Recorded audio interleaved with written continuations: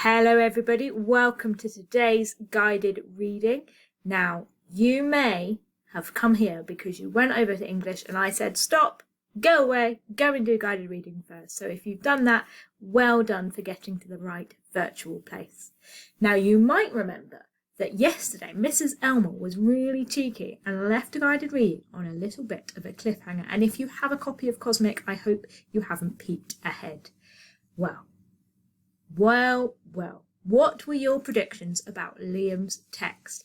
Hopefully you were able to write those down and you may have even had the chance to chat about them with some friends. If you are doing your guided reading at the same time as some of your friends, pause and have a chat. What do you think the text is about and what evidence do you have to back up your theories? Okay, now let's find out. If you've got a copy of the book, let's turn to page 58. Okay, yeah, whatever, I said with a giant smile. I was smiling because of the text. You have been selected to take part in a very special competition with a prize that will make you into a hero in the eyes of your children. Infinity Park is a unique new theme park in China, packed with astonishing, innovative attractions, including the biggest thrill ride in the history of the world, the rocket. We are offering 4 fathers and their children the chance to travel to the park, experience the rides and visit local landmarks. Don't miss your chance to become the greatest dad ever. Call this secret number tomorrow before midday GMT to find out if you are one of the 4 lucky winners. Please do not disclose this number to anyone else. All you have to do is get put through. I was still smiling after the play was over and everyone had finished clapping. Lisa said I was the friendliest looking big friendly giant she'd ever seen. Mum said, I loved it. You looked so happy up there. I waited until we were getting into the car and then I showed Dad the text. China, the biggest thrill ride in the history of the world. Your chance to become the greatest dad ever. I got that crispy new world feeling just reading it. I expected Dad to jump up and down in excitement and say, Get the sunscreen, Liam. Inexplicably, he didn't. He shook his head and said, No one really wins those things. Well, someone must win them, otherwise they wouldn't be allowed to advertise them. Of course someone wins them. Come on, it's just a phone call. Yes, a long, long phone call. This is just a trick to get you to spend lots of money calling a premium rate phone number. And when you do, there's nothing at the other end except a voice saying, Please hold, and playing some nice classical music. And they collect money for the call. But you've been specially selected. Yeah, me and 10 million others. He deleted the message. We walked home past the shopping centre.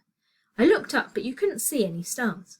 I remember thinking, I'll probably never get out of Bootle as long as I live. It's funny to think I am now at this moment further away from Bootle than any other living human. That night, Dad wanted us all to play Monopoly in the new kitchen. Monopoly! Has anyone ever played Monopoly to the end? Don't most people just sort of slip into a kind of boredom coma after a few goes and wake up 6 months later with a handful of warm hotels? If it had been Risk or Cluedo, that would have been something, but Monopoly? Sit down, he said. It'll be nice, all of us together. We haven't played a game for ages. I said, Monopoly is not a game. Well, here's the dice and here's the board. How is that not a game? It's not a game because nothing is happening. In Monopoly, you can ask someone else to take your go for you while you go to the toilet and it won't make any difference. Can you imagine asking someone else to take your go in chess or Risk or football?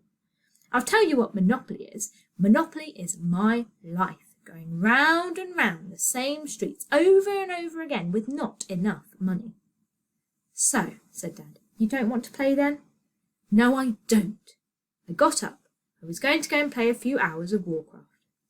It's always an anticlimax, said Mum, when you're in a play or something, and then it just ends. You don't want to play a little game of Monopoly with your real live Mum and Dad, said Dad, but you'll play all night with your invisible Warcraft friends. I haven't got any real-life friends left, have I? Or maybe you would have if you weren't always coaxing them into illegal situations involving high-powered sports cars. Oh, now, said Mum, he isn't always doing that. He only did it once. And isn't once enough?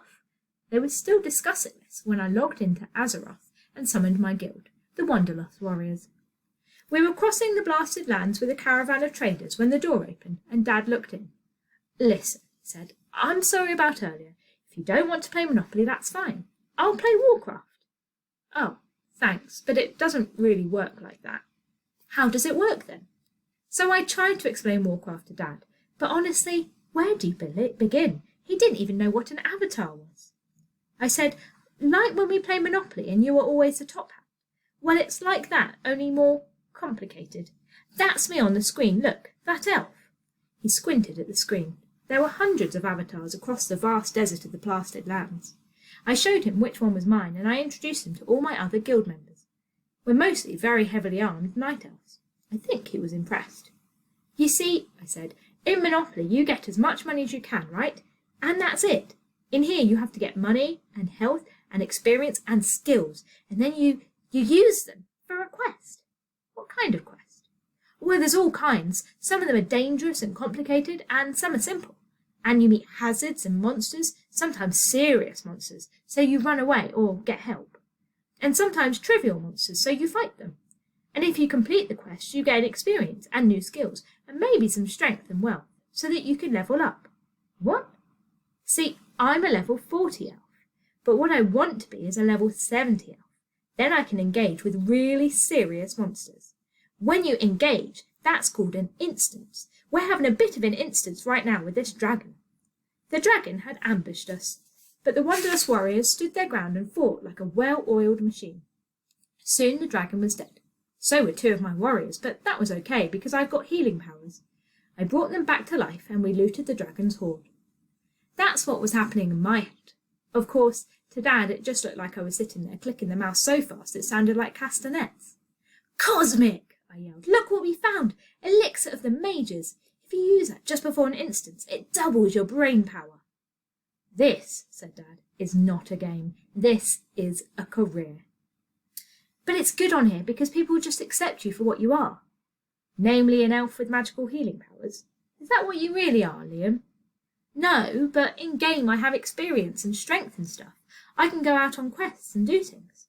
In life, you could look like a grown-up and shave like a grown-up and be gifted and talented and everything, but you've still got to sit in a class full of kids who call you freak and Wolverine and stuff. Dad nodded his head like it all made sense to him. Then he got my profile up so he could have a proper look at my avatar. It said here he's shorter than average. If you're short, you get extra agility. Plus, you can sneak up on people. Dad said, shorter than average magical being with lots of friends. Well, that's a very nice avatar. Good night. I did offer to tell him something about the history of Azeroth and who the Horde were and about the Alliance, but he said, oh, that's enough for one night. Thanks all the same. You get back to your quest. Don't stay up too late, though. You've got school. It was only when he'd gone that I'd noticed he'd left his phone on my desk, and only when I picked it up did I remember that my phone was a clone of his. So the number he deleted from my inbox should still be there in his. It was. I copied it back into my phone. Okay, that's the end of that chapter. Were your predictions correct? Were you close or were you fully far off? I don't know. Right then, let's have a look at today's guided reading. We are going to be looking at a little bit of vocab Victor and some inference Iggy. Okay, here we go. Starting with a bit of vocab Victor. Find and underline unfamiliar / tier 2 words in the text message. Write down what you think they mean. So have a look at this text message, and you can tell it's a text because it's in italics. And I want you to underline any keywords that you can spot. So what I might do is I might all go, oh, I know the word unique is a pretty impressive word. It's a bit of a wow word. Now, what does unique mean? Unique means, I think I know this, it means it's something quite different or one of a kind. So that's the note I'm going to put next to my underlining of unique. Now remember, these extracts are all on the website for you today, so you can print them out or have them in front of you on your screen.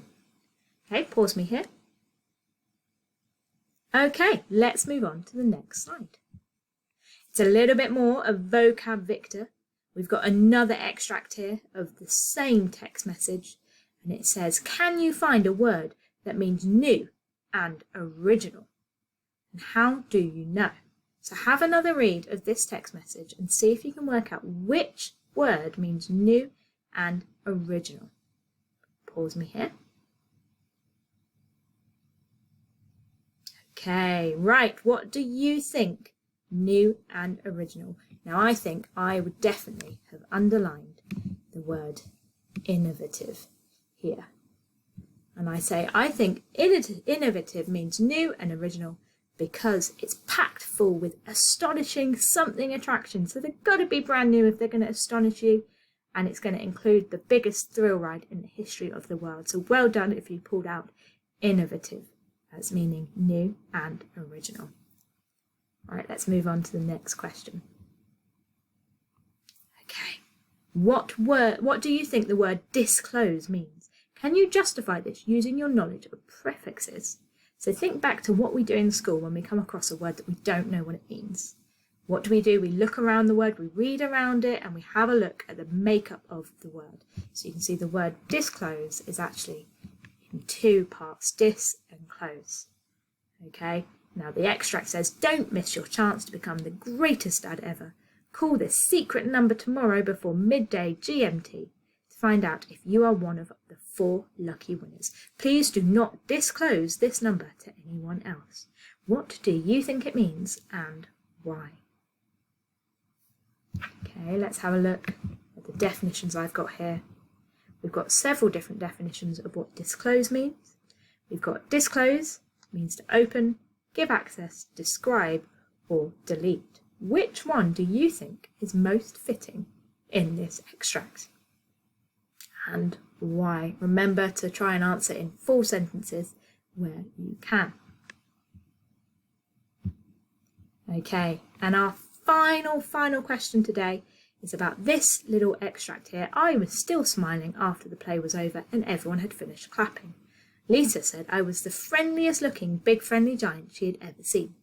Mum said, I loved it. You looked so happy up there.